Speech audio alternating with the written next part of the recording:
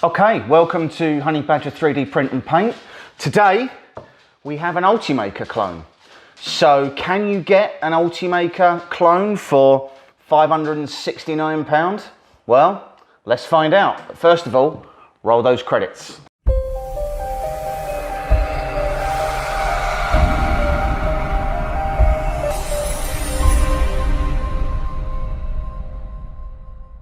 Okay, so the JennyPrinter Z370. You can get a couple of different versions of this. This one is the newest version, which if I recall correctly is 2018. It has a touchscreen interface, and that's kind of the only thing that's really that good about it. So let's go through the stats to begin with. So the printer ranges from £560 and 90 pence all the way up to £955. Now, that's a fairly big bracket, and that's because you can buy this as a kit or you can buy it fully assembled. You can buy it with the door. You can buy it with the top cover. You can buy it without all of those things. All of those things add a little bit of extra money each time.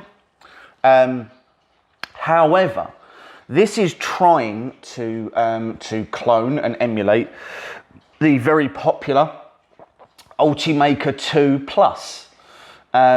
It's not trying to emulate the Ultimaker 3. So the Ultimaker 3 has a lot of extra features that this definitely doesn't have. I think the Ultimaker 2 is what they're trying to replicate there. So there is assisted bed leveling, but not auto bed leveling. And probably most importantly, this is also dual nozzle. Now on the Ultimaker 3, what happens is when you have the two nozzles, when one isn't printing, the other nozzle retracts slightly so it's out of the way. This one absolutely doesn't do that. The reason why that's really good is, one, it doesn't knock your prints, but also if the second nozzle is heated, then when you're printing, you've got a hot nozzle going over the filament that you just put down, and it could very easily ruin some prints. So I haven't done any dual printing with it yet. That is going to be the next thing that I try, and I'll probably do a follow-up video or some posts when I start doing that dual printing as well. The printer is fine, and as you can see, and I will show you, the print quality is pretty good. This is printing with ABS. Now, I have a firm belief that the reason why I have each machine that I have is because each one serves a purpose. So if I want, if all I need is something small but I need it to be really nice, I'll use the longer, or now the Prusa. If I need something with a bigger build volume, I use my Sidewinders. If I now need ABS, this will be my ABS machine.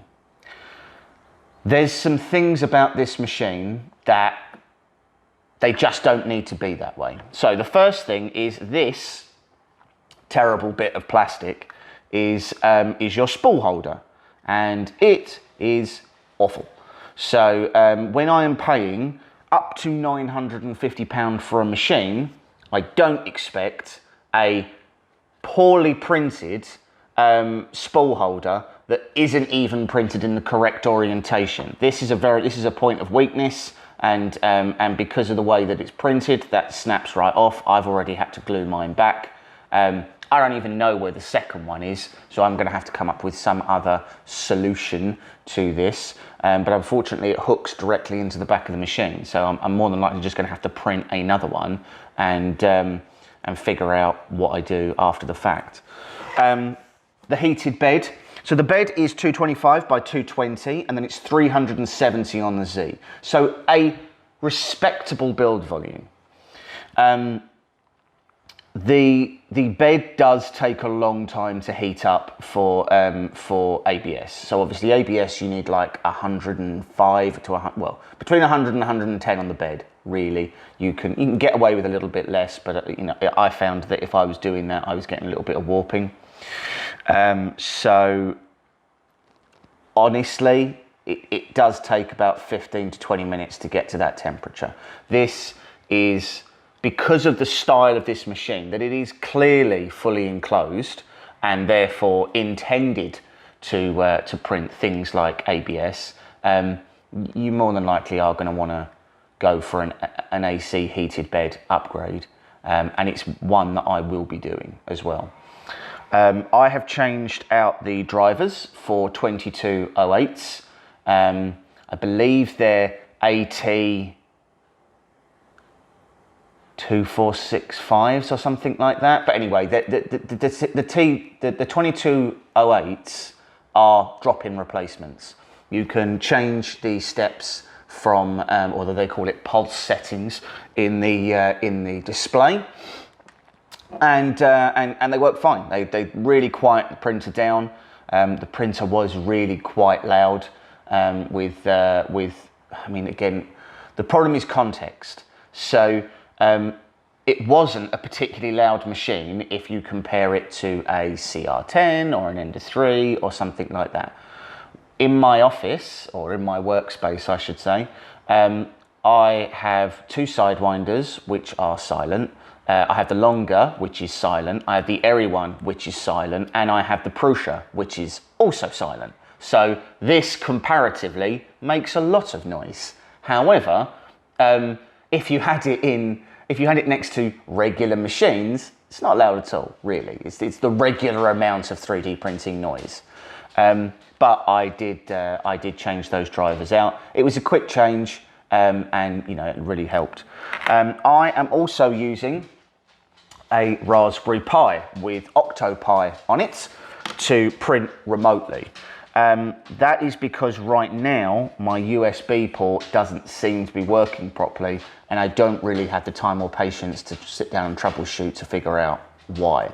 The port detects a drive is in there. You can see the files, but when you go in, it doesn't do any of the target heating or anything else. So there's possibly a fault on the USB line. This particular machine did come as a DIY kit. I paid with my own money that I earned myself. Well done me. Am I disappointed with the machine? No. Is it an ultimaker 2? No, it's not. No. So, as I said, stylistically, it's obviously tried to copy the Ultimaker. Quite clearly, it's tried to do that, and I would say relatively unashamedly so. Bearing in mind that it even says on the AliExpress page, Ultimaker. So that, you know, that isn't. I don't think it's trying to hide away from that's what it's trying to emulate. That being said, the tool head is more akin to a Wanaho DS5, something like that. The only thing that's really Ultimaker about this is that it could light up, although my LEDs don't work. They have said that they will send me replacement LEDs, and I've just said, don't worry about it. Like, it's LEDs. It's not like it's the function of the thing. But again, when you're paying £900 for a machine, if it's got an LED, I want that LED to work. I paid for it, so it should work. But I say that's a small thing. It doesn't affect the function of the machine at all. It would just be nice if that worked, because it should.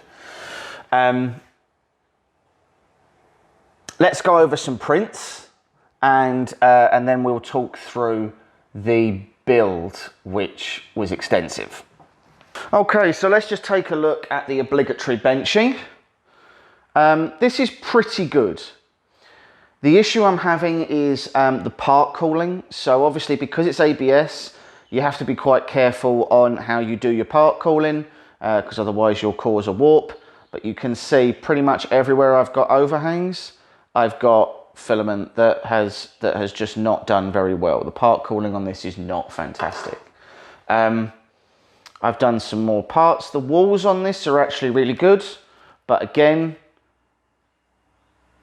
wherever there's an overhang, like right here, just not great. I really am going to have to sort out the fans on this. So this is a bearing part. So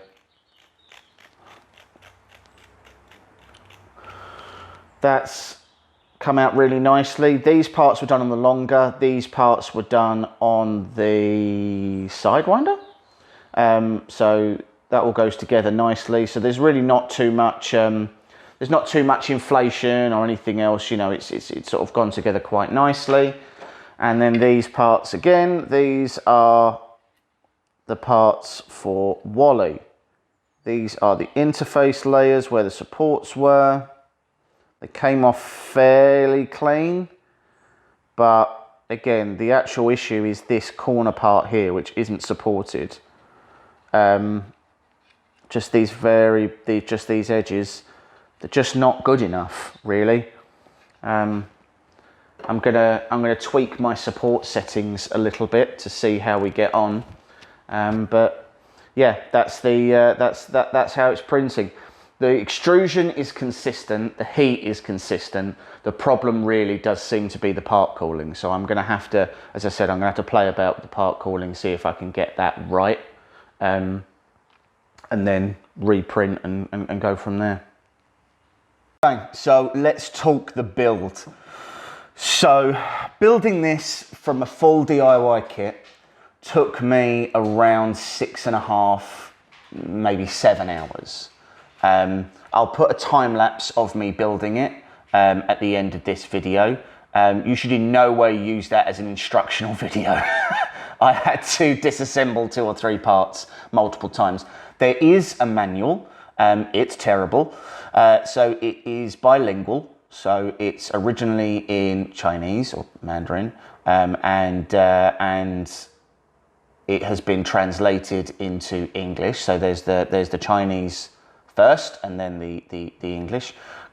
All of the manuals I could find, most of the pictures were corrupted, so you can't even really sort of use the pictures as a guide as to what they're talking about. And although the manual is numbered, comes in like 5 Word documents, there's about 85 to 100 pages, depending on how your printer decides to space out the corrupted photos. Mine ended up being close to 100. And oh my God, it's not even in order. It's not even in a sequence that makes sense. It is just chaos and annoying. And you'll get partway through building something, and then it will say, and then you'll move on to the next page, and it will say, oh yeah, but before you do that, do this. And you're like, oh, really? So the Z-axis came out about 4 times. I put the, and you'll probably see that in the video. So I put the, there's collars on the, I think they're called LU somethings. They're ball bearing collars that go on the Z rods. And first of all, I fitted them the wrong way up. Then I realized I fitted the whole bed tray the wrong way up. Because again, those pictures were corrupted, so you couldn't see which way they were supposed to go, and the instructions don't tell you because they assume you can see the pictures. So it was a frustrating build. When you consider something like the Prusa, that took me about 4 hours, and I mean, realistically, you know, I had to assemble the whole tool head. To be fair, the tool head itself does actually come assembled with this. It comes as one piece, whereas obviously the Prusa is all in parts and everything else. The biggest problem was building the rails and getting the belts tight, because there's not really much of a way to tighten them. Basically, there's 4 screws that hold the stepper motors to the outside of the, to the side of the machine. And you have to put your belt on, push the motor down to tension it, and then tighten it up whilst you're pushing down inside the machine. It's quite difficult, it's quite fiddly. This is definitely not a build that someone who is not comfortable around 3D printers should be doing. Frankly, the only reason I was able to build the X and Y gantry at all is because I've worked on Mike's Wanaho, and the Wanaho is fantastically similar to this. Very similar to this. The tool head is very similar. The Wanaho, to be fair, is again a kind of an Ultimaker clone-ish, in so much as how they designed their tool head. But this is, you know, this is fairly similar. Some people will say this is a Core XY. It is not. So the X and the Y axis are completely independent of each other. So it is not a Core XY, because a Core XY, the X and the Y motors, they both have to turn for single direction movement. These motors and rods and rails are completely independent of each other, and therefore it is not a Core XY. So I'll put up the picture of the, or I'll put up the time-lapse video of me building the machine, just so you can see how involved it was. I've got some pictures of what the kit looked like. So and that was pretty involved as well. There was a lot to that, to building that kit. So yeah, so let's watch that video.